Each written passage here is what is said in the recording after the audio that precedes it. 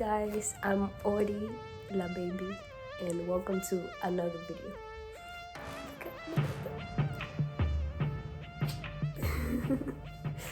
This video is supposed to be about Cayman, which is my second song. It's really, I gotta say, it's a very interesting experience to go back to songs that are already out for a long time, because it's like I'm not even that person no more. I went through so much in my journey to become the person that I am now compared to the person that I was when that song came out. So it's very interesting. It's nerve-wracking. Sometimes it's funny, sometimes it's just like a lot in it, you know, like it makes me feel a lot.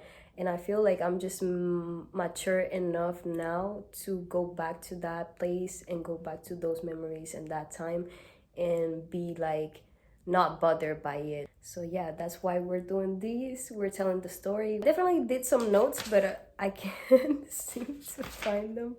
Oh yeah, you're just seeing an Ori that's kind of sick. I mean, I know that I'm sick all the time.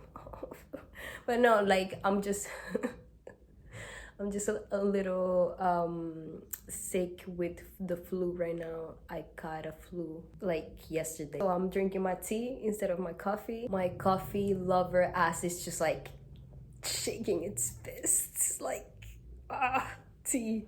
Because like I like tea and I love this one because it's cinnamon. I love cinnamon. But I love my coffee. So yeah. Cayman. Why is it called Cayman? And I'm gonna tell you why. Because the beat, the original beat was called like that. That's it. That's all. That's the main reason, sole reason. Because usually I like to name my songs with like a really good name or something that has to do with the song. But this song was sent to me, the beat was sent to me by Marvy Charlemagne. Shout out to Marvy. Marvy is an incredible beat maker, an incredible producer, an incredible DJ too. I believe he's in Belgium. Shout out to Marvy. If you're seeing this, thank you for your work. I didn't think about changing the name because it just sounded so original to me. Like in this particular case, it just sounded so original to me. And also because in Venezuela we do have Cayman. So like we do have this animal kind of. It's like a normal thing to see one in certain places, you know. So like it wasn't too far of reality. It talks about a woman, a girl that you see in her shit, doing her shit, being everywhere, but still people don't know much about her personal life. So like it kind of resonated at first. Maybe it wasn't like so obvious, but it kind of did resonate for my craft. The actual song was a remake beat from Fifo. So like a beat that Fifo made from Marvy's beat. And I'm gonna explain this. Okay, I hate doing that. I hate having to remake a beat from somebody else, even more if I know the person. Like having to take a beat from somebody and be like, hey, can you remake this for me? Thanks. But this special particular case was because at that time where I was trying to produce the song, I remember very well, we were looking for Marvy. Marvy was like nowhere to be found. And if he's watching this, he might know, you know, this is truth. This is the truth. But like for a long time, I think it was like maybe a month or something, we were looking for, like, people were looking for him. People wouldn't know where he is. At some point, I'm like, whoa, like that's fucked up. Of course, that's crazy. But I'm over here in Montreal. I've never met Marvy in person. I just met him through my past partner, past friends. I went to Fifo and asked him to do the beat. I texted Marvy in, you know, out of respect to be like letting him know that I'm gonna remake this song. When I put the song out, I care to mention that it was made from both. This is the first time that I started working with Sonny Black, also for mixing and mastering. I sent him this song, and I was happy with the results. Talking about maybe a little bit of the writing, I remember being so infatuated with this beat. Like, I was genuinely in love with this beat, the original idea by Marvy. I remember recording myself. So like, I was learning to record myself in Reaper, and I was at this point in my life, just to give you some context, right? I was leaving. I broke up with my ex, and it was like a final decision, because at that moment we were living outside of the city. We were living outside Montreal in like a more rural space. It's called Magog, for those who know. It's like really out, really out. There's not a lot of people. The house didn't have like neighbors close to us, so yeah, it's very like rural. The backyard was like a forest. Probably the second colored person in that town at that moment in life. Which was super funny. I ended up working at like a Mexican restaurant, the only Latino restaurant that was in town. And yeah, anyway, so we broke up, and I decided to, you know, to take my things from there, to come back to Montreal. And at that moment in time, the person who helped me the most was my ex's. So one of my ex's best friend. We were at his house when the whole breakup happened, and he was living at the time with his to-be baby mama. It's like it's a huge story. So breaking up, this friend was the one telling me, you know, like, if you need a place to stay, you can stay here, there's a room. So I did that. Like, I took my things with this friend's help. I took my things out of this house, came back to Montreal, stayed at this friend's house. And I remember he had a basement, and I put my little setup there. So a little setup with my laptop, speakers, you know, mic. Initially made a draft on Marvy's beat, and this turned out to be pretty dope. Like, I remember this version was a little bit more mellow, a little bit more, yeah, more like down mellow. And I really enjoyed it. Like, I really loved it, and I'm gonna play it for you guys right now. This is the original beat, and this is my demo. Del bate, no se metan con lo mío. Yo no me meto con nadie. ¿Pa' qué quieres saber tanto? No te voy a dar detalles de dónde sacas tu info. Esa vaina es cuestionable, questionable. Esa vaina es cuestionable. ¿Qué pasó? ¿Qué pasó? Tú sabes quién soy yo, yo no sé quién eres tú. A la mierda todo. No me importa nada.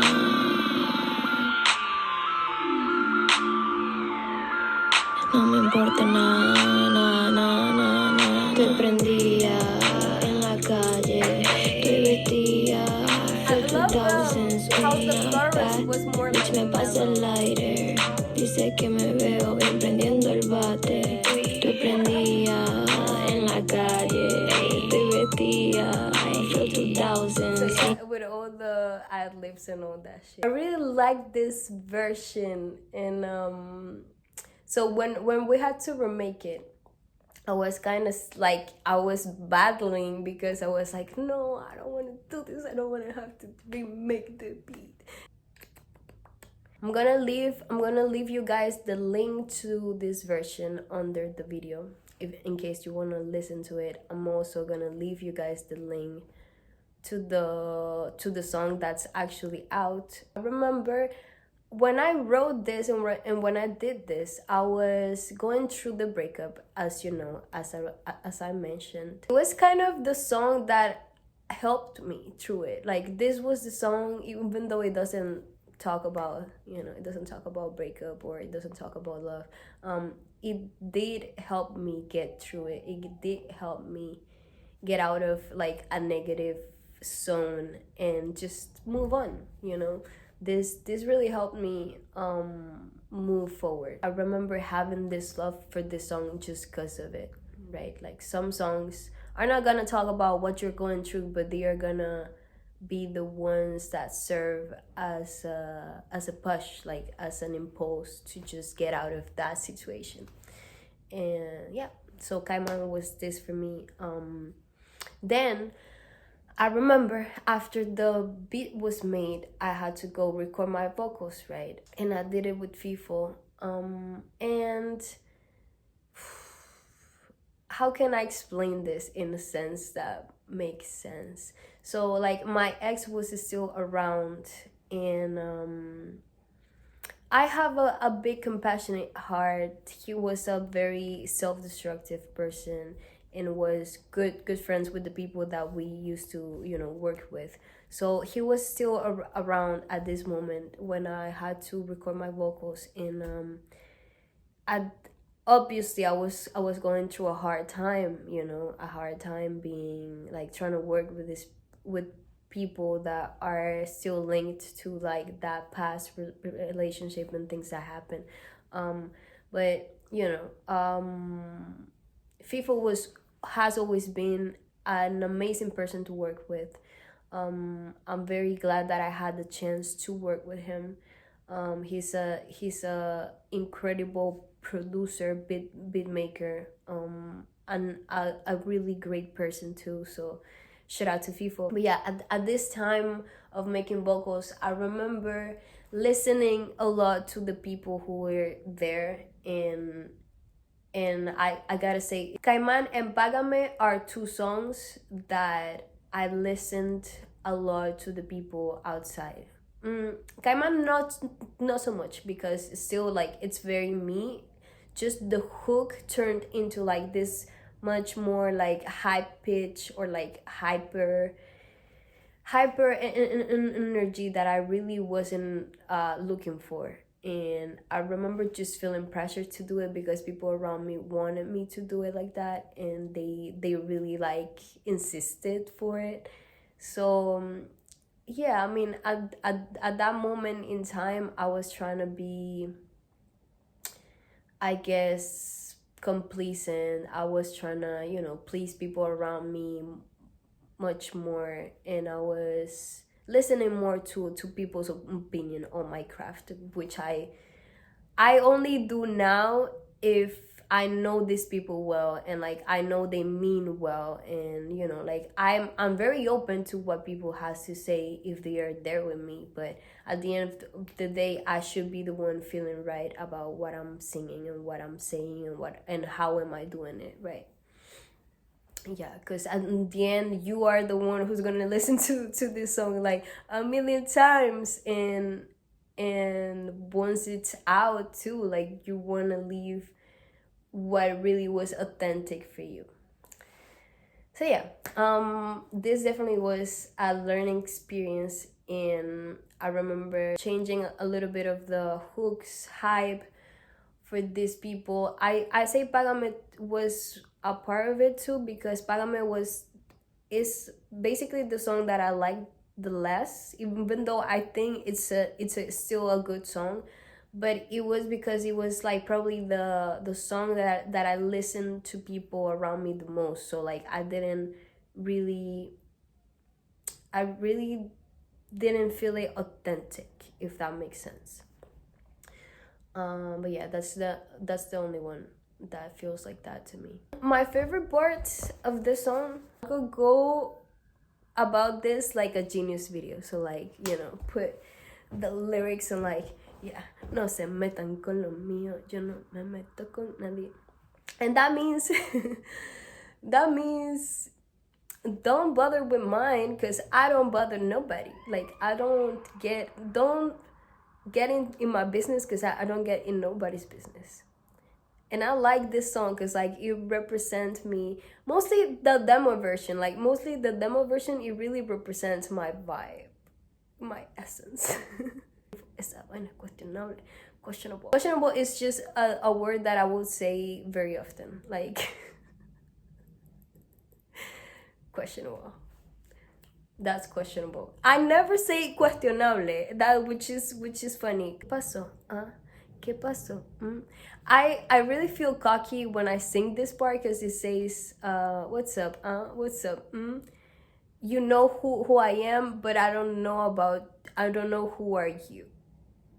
Like I really feel like because I'm not really cocky in real life. Like I'm not cocky in real life.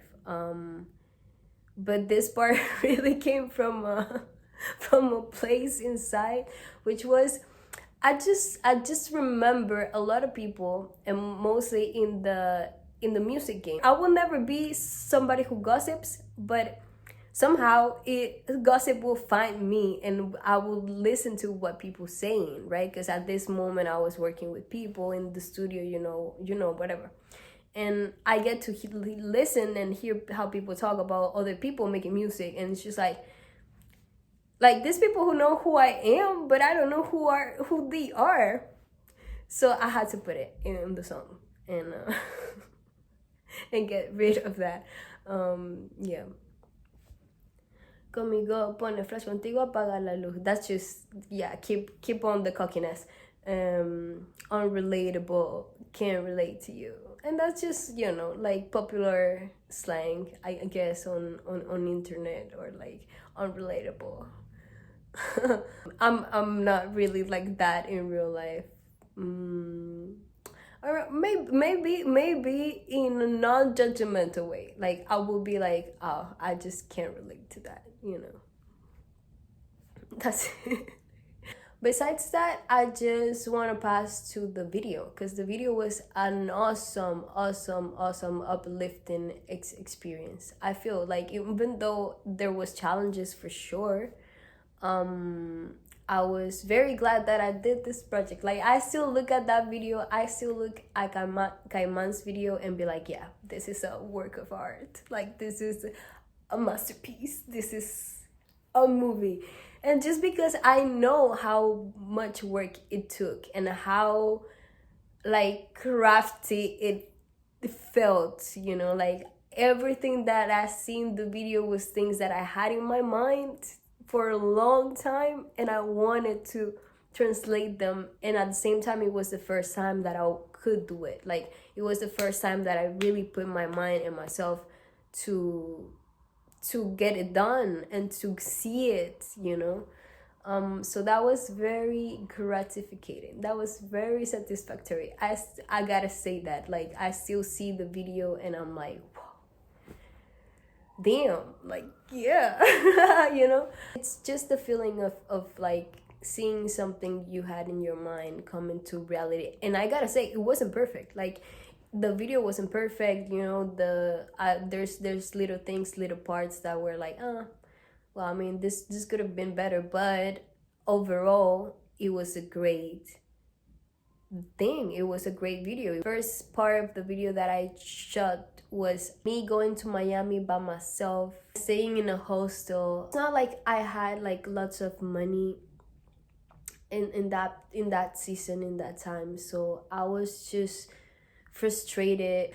The objective of my trip in that moment was always to make the video. So I went there thinking, I want to make this video, I want to make this happen. I don't know how I'm gonna do it. Like I was just like thinking to myself, how am I gonna make this happen? I don't know much people here. Here's where God really comes in the picture. And I'm so glad that God is making me do this and tell these stories, because it always comes back to him or her, however you see it. I sometimes call it her because it's but yeah, this is where God comes in, because I was just like feeling hopeless, right? And I'm staying at this hostel with four, so we were four ladies in one room. This time I'm staying with two old women and maybe another younger, and the two women see me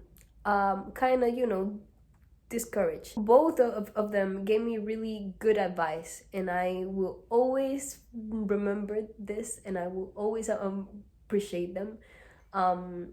They just gave me really good advice, and one of them ended up with just just pray about it. Just pray about it.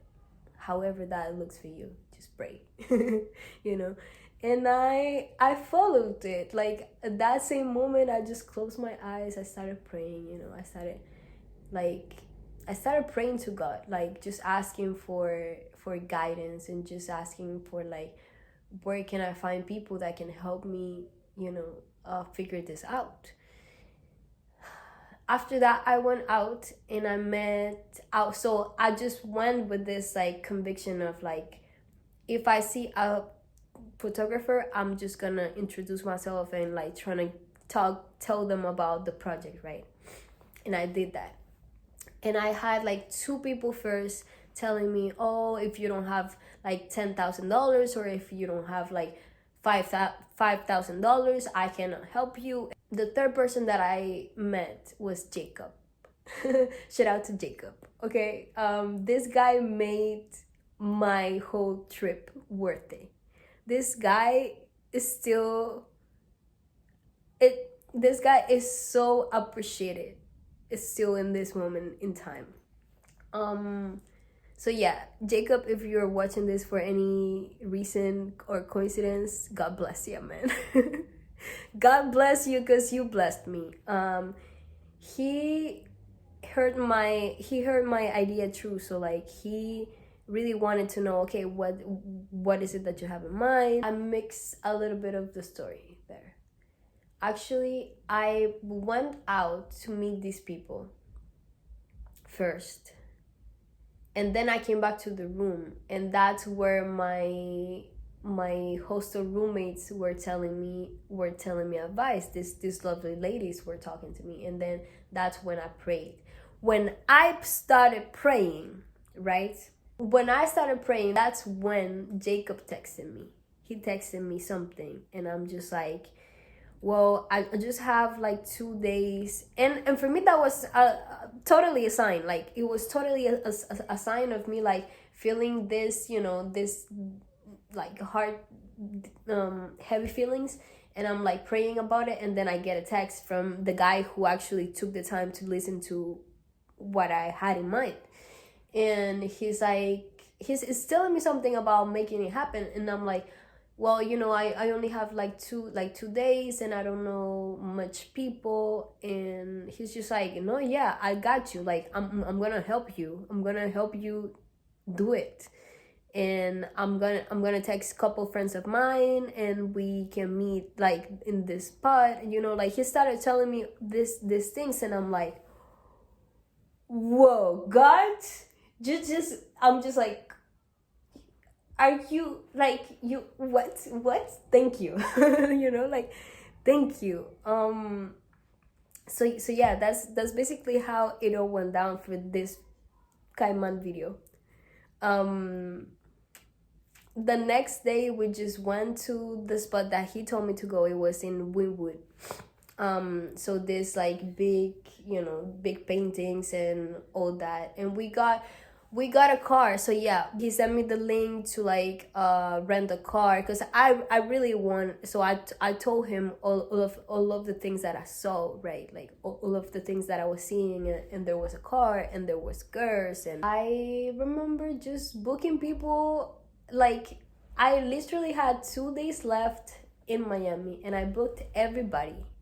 Like, last minute makeup, hair, I bought my outfits, you know, whatever it had to be done. And then the next day we were meeting in Wynwood in this spot with the painting, and he just saw the painting and went like, yeah, because we had the car and we got the girls, and the shooting went really well. Like, he's super professional. I'm also gonna leave his stuff here in case that you wanna see somebody that works really well in Miami with photo, with shooting, with videos.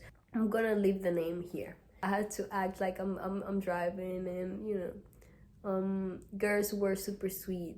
What I take out from this story is how God works, and how God makes a way for things to work. It could have gone all wrong, but it went all well. And then coming back to Montreal, I really wanted to shoot the second part at the strip club. I was working at the time at this strip club, right? And I had one of my friends helping me with the video. I hired them to make the video with me. I just really gathered like all of the girls that I thought were cool in that moment to be in my video. I also gathered friends that don't even dance or didn't have nothing to do with it, you know. A lot of fun. We had a lot of fun doing it. It was kind of crazy because the person in charge of the club was letting me shoot in the second, so not in the club, but the club has like this upstairs salon where they do like sometimes parties and stuff and events, you know, but it doesn't have a pole. So I really wanted to have a pole, and it was like also this big story of like we had permission to go on that one but not the club with the pole, but for some reason me and my friend we didn't get the memo. The thing was like I had to ask the bartender to open a little bit early for us to come and shoot, and I did that, and he was like, yeah, come, cool. So in my mind was like, yeah, we can do it there. And for my friend too was like, yeah, of course we can. So at the end it was just like we got to shoot where we wanted to shoot, but we weren't supposed to do it there. And at the end, you know, they got mad at me for doing it, and then I was like, okay, but it's done. And it just came out so cool. Like, don't tell me I have to, you know, to get rid of this, because it just came out super cool. So in the end it was all fine, thanks God again for that. But yeah, it was fine, and the video it made it out. I'm so thankful for all the girls that showed up to that night.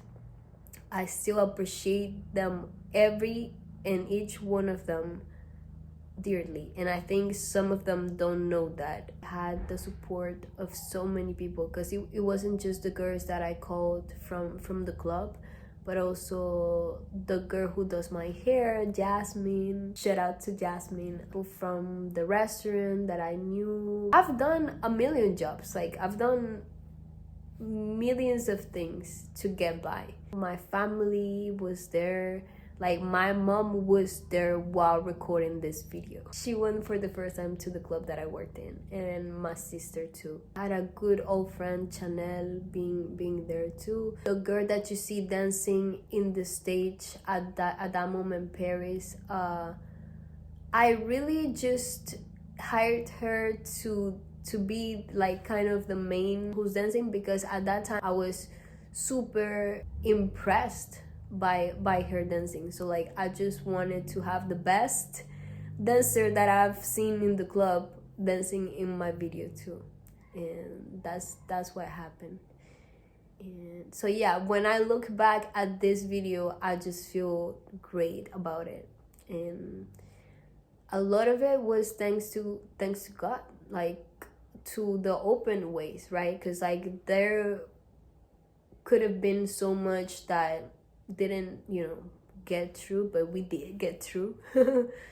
The conversation where you start the video, we had to like record it properly with mics after doing it in the scene. And that's it. I think like that's all that I have to say about it. At the end, I feel like all the stories bring something more meaningful, you know, like how you should keep pushing or lock in with yourself, with your mind, with what you can do, with, you know, yeah. For me, this is the story of, well, I mean, a lot of things, you know. I already mentioned like my first demo, maybe my first video produced and directed by me, I mean, with help still, you know. I had Jacob, I had Cyber and Tef. I really wanted to be invested in what you guys see in my videos. And it was the first experience that made me feel confident about it.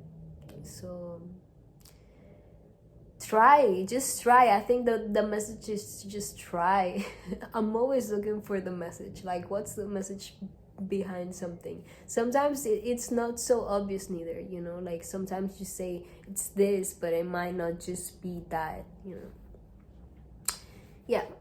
And but yeah, try as much as you can. Don't hesitate of trying. I think that's the fastest way. The fastest way to get where you wanna get is by failing. So you just fail. There's this artist that I really love, Jesse Regis, that says that a lot. Like, just fail a lot, fail faster. Just keep failing till you succeed, right? Yeah. So I'm gonna leave you guys because this video is already kind of long. You can hear it in my voice. Hopefully the next video it's a better state. Have a great day. Thank you for listening. Thank you for getting to know me a little bit more. Thank you for staying so you can get your messages from this. And stay tuned. Love you guys.